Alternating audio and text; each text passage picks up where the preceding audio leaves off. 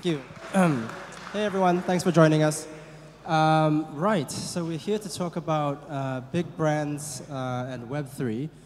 We kind of have representatives, I think, of a kind of Web3 marketing stack here. So I'll do very quick intros, and then of course, if you all want to add something later, please feel free. You know, I think at the base we have Fraser, the Hut group, but really the cloud services arm of it. So providing a lot of the infrastructure that some of these NFT or metaverse or Web3 experiences run on. Then we have Stefan from Venly, who builds a lot of the sort of the applications that run on that infrastructure, including things like wallets and I think modules that run on Shopify. You can tell us more about that in a bit. And then Sofia from Exclusible, a Web3 studio, and you actually built the actual end user immersive experiences that people actually interact with as well. So, you know, this is kind of up and down, kind of the marketing tech stack. I think, you know, maybe to kick it off, Fraser, we'll start with you. You know, this panel is about navigating Web3 for big brands, right? What is the big obstacle to navigate? What's the number one obstacle that you encounter when you talk to some of these brands? Yeah, hi everyone. So a bit of background, I'm an infrastructure provider to Web3 infrastructure providers, if that makes sense. So I support their global node offering via bare metal infrastructure. But as businesses I work with try and, you know, it's hard to argue, it's hard to ignore Web3. And as we try and make them understand the benefits of it and help them along the journey, there's a sticking point with certain words they don't understand. Crypto being an example, that's an initial scary point, if you will. I'd say that's first and foremost what they do. It's also the knowledge base. They don't think they have the knowledge in order to completely navigate Web3 on their own. So it's understanding what it is, which kind of backs up my first point. They know what crypto is. They think they're scared of it, but they actually really do want to reap the benefits of the wider Web3 portfolio. Yeah, and Sofia, I think we were all talking as a group outside about this very thing, about, you know, some brands seem to think there's a difference between NFTs and crypto, or Web3 and crypto. Can you tell us a bit about kind of your experience with that? Yeah, totally. I mean, we were speaking right before getting into here about how many brands want to get into Web3, but it's kind of like a barrier for them, the fact that, you know, they think it's technically very complex and they hear these terms like, you know, crypto and associating it to, you know, potentially scams and you know, the situations that we've seen, you know, these past two years. I feel they think it's too complex, but at the same time, our job is to precisely make them feel like it's not that complex at all, and to get them onboarded into Web3 without them even knowing it, right? And for instance, we try to offer many ways for brands and for their customers to acquire NFTs without having a wallet. For instance, we offer email minting, social login minting, and so on. What we're trying basically to do at Exclusible is to make this transition super seamless, super easy, and super, you know, fast for brands to get into Web3 and to obviously convince their customers to get onboarded as well. And Stefan, what do you think about brands and, you know, when you mention crypto to them, what's their response? Yeah, so we are a blockchain technology provider, creating products to onboard brands and users in a very seamlessly way. So you don't need to be a blockchain developer to use our APIs and SDKs to build on top of blockchain, multi-chain. And what we see is like you can have a nice metaverse or a nice game or a cool dApp as long as like the frictionless user onboarding isn't fixed. So this is very important, like to get mainstream people in a very easy way. Like for crypto-savvy people, creating a MetaMask is quite easy, I guess. Maybe not that easy the first time, but then you start to understand how it works. But if we want to bring in like the big majority and the big masses into Web3, we really need to get this seamlessly frictionless way of getting people in.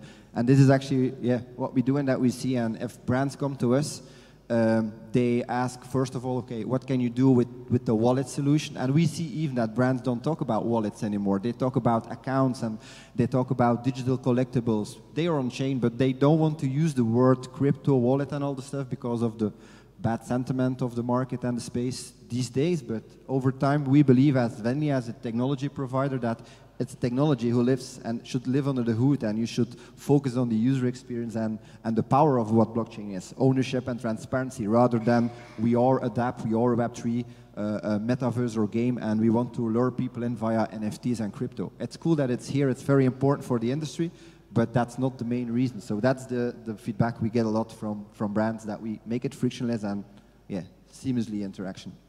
Yeah, totally. Like, Joon, if I may, when we talk about the internet, we don't talk about IPs, we don't talk about protocols, we don't talk about the technical stuff that's behind it, but it's still there, and we still use it every single day. This applies to crypto, this applies to NFTs, and this applies to metaverse as well, in my opinion. So it's a bit like get the brands in with Web3 and NFTs, and then down the road, it's surprise, you're in crypto now. Trojan horse.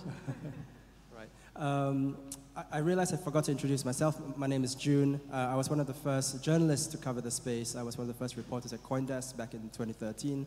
And I started something called ACJR.network. That's a non-profit association for journalists, editors, researchers who cover the space. So you can drop in our Telegram. There's 1,400 of every reporter and editor who covers the space in there. It's quite an argumentative place, as you might imagine, but it's also fun. That's a feature, not a bug. And also, we have a good group here. We can actually maybe take questions as well. I'm going off script here, but if you have things to add, just raise your hand and maybe shout your question out. The next thing I wanted to ask you guys was, let's talk about the brands, right? Are there differences in opinion or how they approach Web3 depending on what type of brand they are? So, whether they're a fashion brand or beauty or something else, health maybe. I think Hut Group represents a lot of different verticals, so maybe you can talk a bit about that, Fraser. Yeah, sure. So the wider group, they're sort of a beauty retail e-commerce business, and we're seeing now in fashion as well that if you can actually sort of try something on without being there, for example, when they're in the metaverse, you can almost have a full face of makeup if you wanted, and not actually be there to try before you buy, if you will. That's really popular at the minute. We're seeing they're really investing heavily in that particular space. But then again,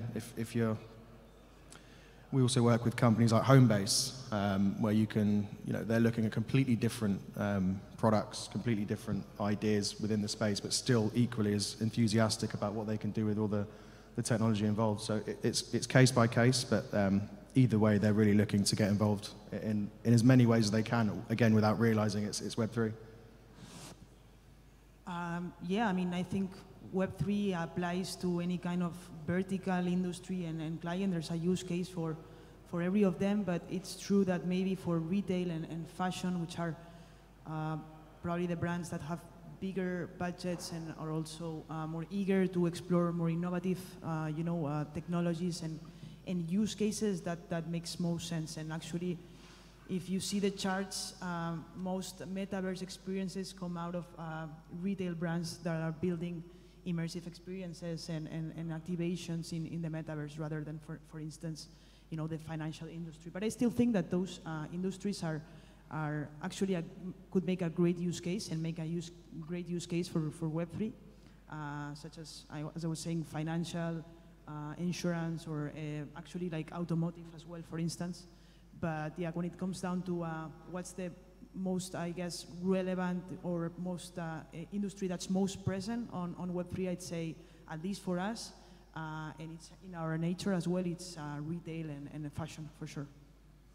Yeah, if I can add something, like with Venly, we have go-to-market strategy for gaming and e-commerce, and yeah, like you probably know that creating a game takes some time, like 1, 2, 3 years, and so we see that games are coming, but it will take some time, and like e-commerce and virtual commerce is something which is very hot and becoming more and more important for Web3 and metaverses.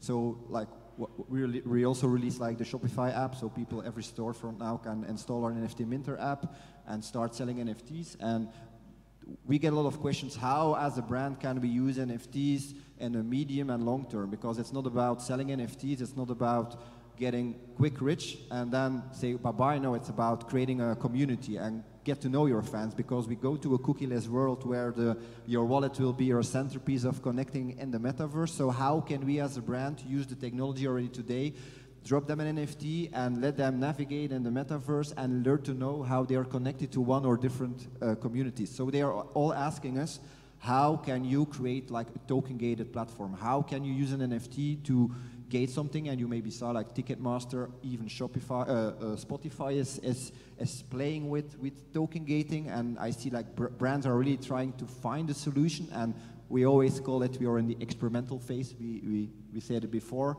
They're all trying to do stuff. And you have like two types of go-to-market strategies for brands that we see. You have the BAM strategy, like the Nikes and the Starbucks. They go all in, they do everything immediately, Web3, crypto-savvy people or not. And then you have like the more regular brands that go step by step, linear, and they try to build on top of what they do. And you can say a lot of things on both strategies.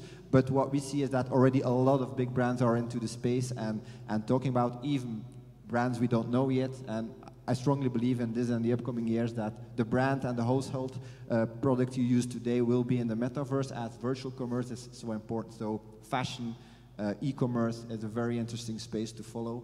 And gaming will come, but we need quality games before the big majority will use the gaming and come into Web3. So.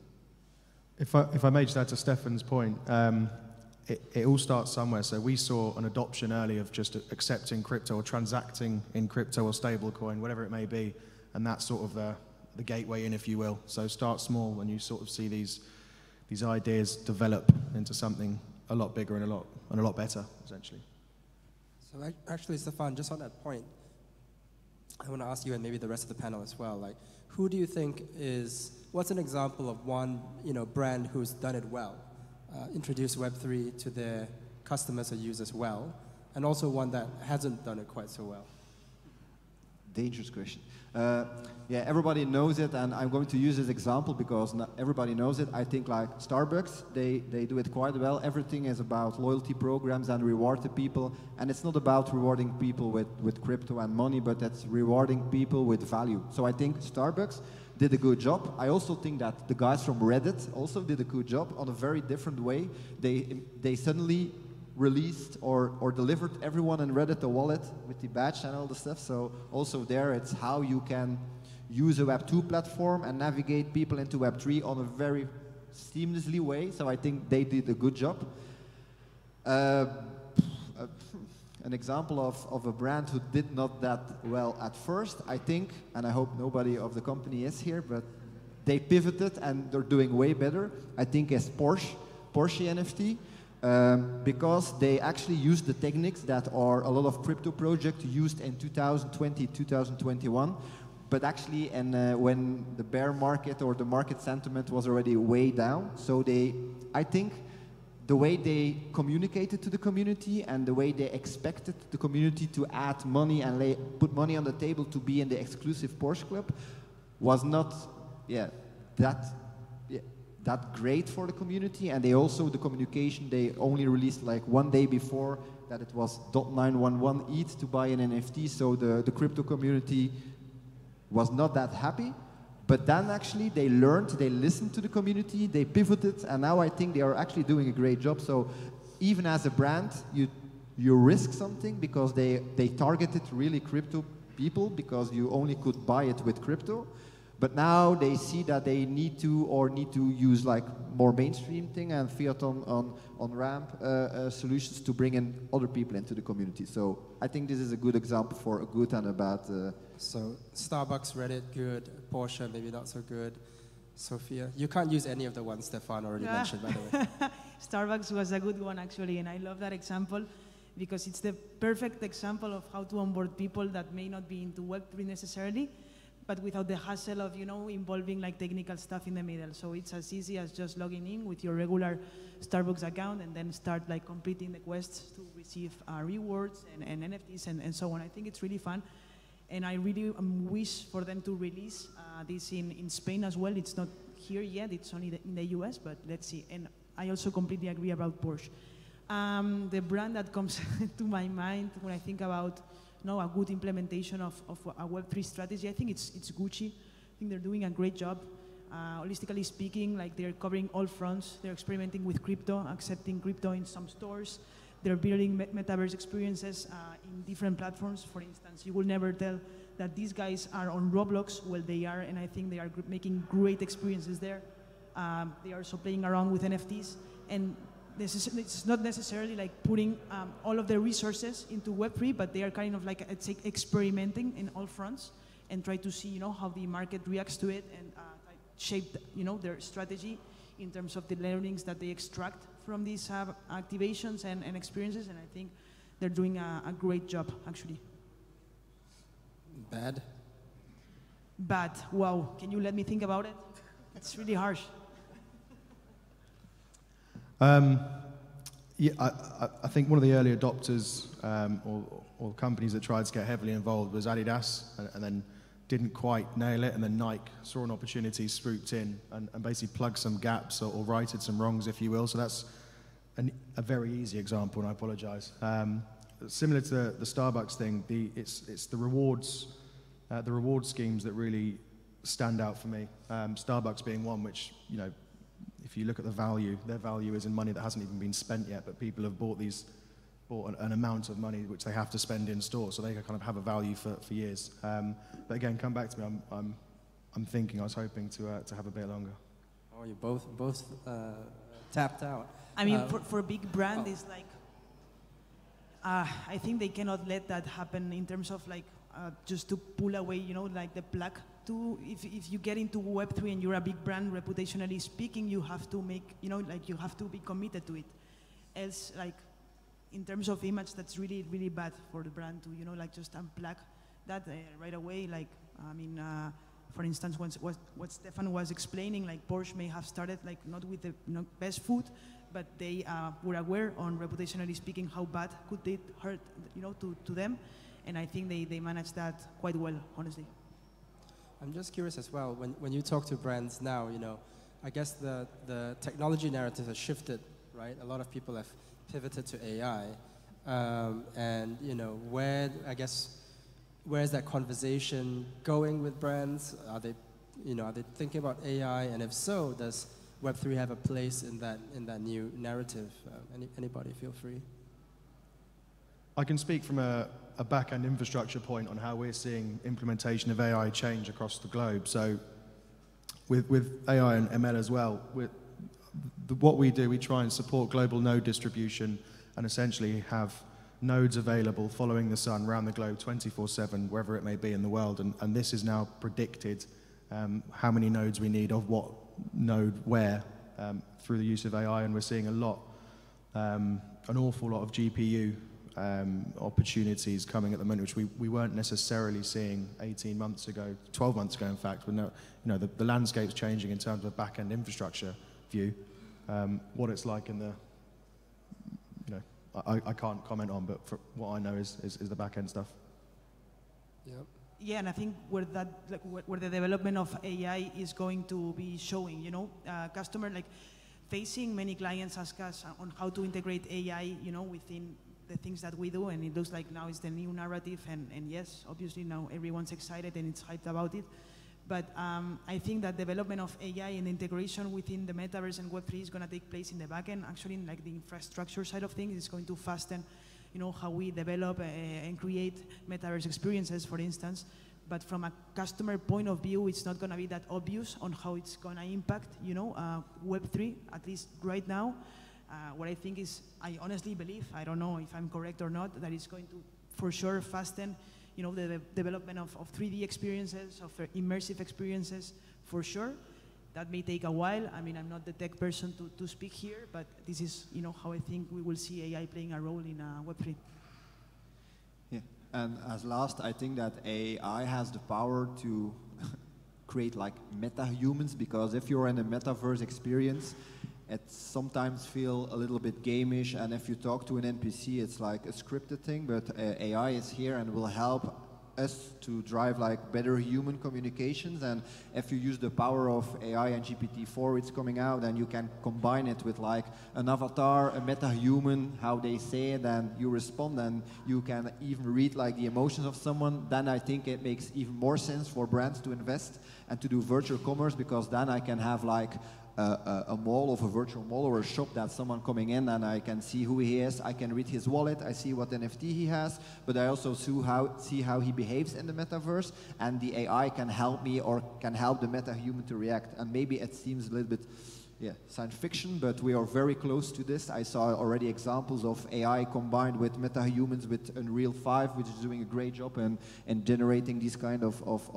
metaverse avatars. So not that it will disrupt the way we live, but it will add a new channel of how we can do virtual commerce, create experience, and even learn or maybe do conferences like this. It can be me and a meta-human in the Avalanche metaverse somewhere in a few years. These are all opportunities that will be driven and powered by AI. And I think this is something good for the metaverse industry and for blockchain in general. I'd love to see an example, actually. It's like that experience from any brand, or is something that you build, or? It's a company who is creating metaverse experience too. I was last week in San Francisco for the air aviation industry, or doing a lot of stuff with people welcoming people into the plane and stuff. So there are examples, but I can share you some video footage afterwards. Yeah, it's cool, very impressive, and scary a bit, because it really looks very real, and people are afraid that like deep fake stuff is then taking over. So we have some challenges to do, and that's again where like blockchain is here to proof of reality, proof of ownership, proof of attendance, proof of real meta-human, whatever. We will find a solution, and blockchain is the perfect technology layer to support this, in my opinion. Yeah, absolutely. And there's also we need to remember the real good coming from this. I work with med tech companies who are improving times of drug discovery using AI. They're massively reducing costs in a lot of areas. They're looking, biotech, med tech, everything you can really think of. It's not just a vanity project. There's actually some serious help to be done here, and it's speeding up a lot of critical issues as well. And I'm seeing that across the board, really. Did you have something, Sofia? Well, we have a few minutes left, but just going back to the theme of the session, which is really how big brands are navigating. I'm curious what you all, when you speak to brands, what do you ask them to read or watch, or basically what do you prescribe to them so that they understand, Web3 or NFTs or crypto?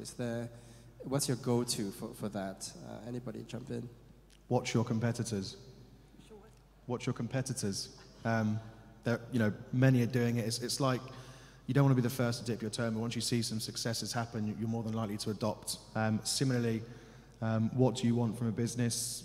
Are you customer-led? Are your customers wanting to pay in certain coins or tokens? If they do, then you need to adapt, and allow yourself to do that. That's what we've done. We've been very customer-led in this space, and we've kind of adapted our business to suit what our customers want, need, and would like from us. And that's helped us. Yeah, I guess it's kind of similar to us. That's part of what we do, actually. Whenever we start a project with any client, I think there's inherently some kind of advisory service behind it.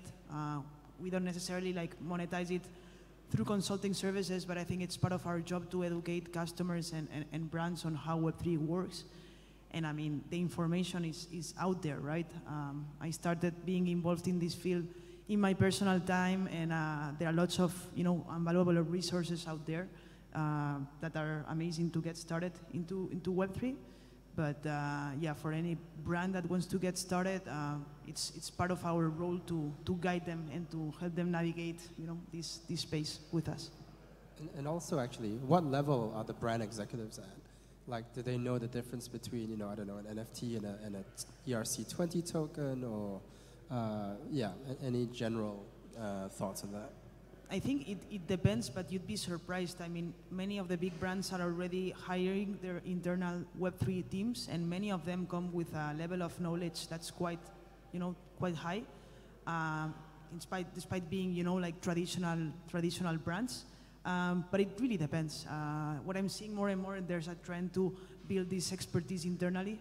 And what we're seeing is that many big brands are, as I was saying, building their own internal teams to help them, push these initiatives within their companies. Gotcha. Last one, Stefan.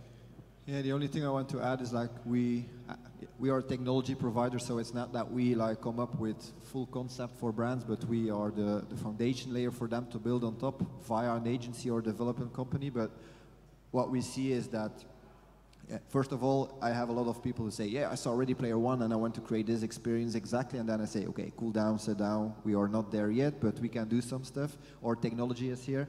But what we try to do is let them understand what the power of a smart contract is, because a lot of people see a smart contract as an NFT, but it's the other way around. You can do a lot more with smart contracts, and you can combine it with stuff generated by AI, and you can add data to a smart contract, and you can upgrade smart contracts. So the way we are using it today is not the same as we will use it in a few years. That's the first thing. And secondly, the struggle they have today, and it's what chain should we be on? What chain should be on Avalanche? Should we be on Polygon? That's a hard question, and that's why our strategy is multi-chain. I believe that the future is multi-chain, and that we should put the technology under the hood, and at the end of the day, it doesn't matter on what chain you live. If you swipe your Visa card, it doesn't matter what protocol is sending money from A to Z via what system. I think it's the same for blockchain. So this is what we try to explain them from a technical point of view, what the power of blockchain is, about transparency, ownership, what the power of a smart contract is. And then it's up to the creative people here in the room to come up with nice solutions. And of course, using our technology would be great. Awesome. Well, thanks to the panel. I think that was a great note to end on. And I think our time is up. Thanks, everyone. Everybody give a hand.